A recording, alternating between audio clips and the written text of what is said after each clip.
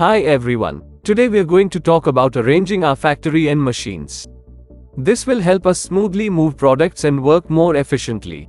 We'll focus on a 160 kg per day capacity factory set up in a 200 to 500 square feet area. First, we start with raw material entry and storage. Choose a spot near the entrance for receiving raw tamarind. Next to the entrance, make a storage area for the raw tamarind. It should be easy to access for unloading and moving to the processing area. Immediately after the storage area, designate a preparation area. Equip with tables for sorting and cleaning tamarind. This area should have access to a sink for washing the tamarind and possibly a small waste disposal unit for discarded material. Next to it, have a pulp extraction station.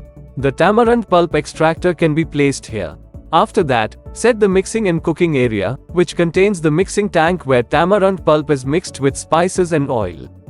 Adjacent to the mixing area, have filling and capping station. The filling machine is placed first, followed by the capping machine. This place should be designed to handle the jars efficiently, moving them from filling to capping with minimal handling. Right after the filling and capping station, have labeling and packaging area. The labeling machine comes first, followed by an area for manual or semi-automatic packaging into boxes. This area could also serve as a final quality checkpoint before packaging. Near the exit, have finished product storage and dispatch area. Shelving units or pallets should be used for storing the finished products, organized for easy access and dispatch.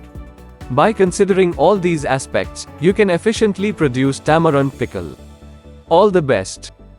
Thanks for watching. Subscribe to Vyapar Coach channel.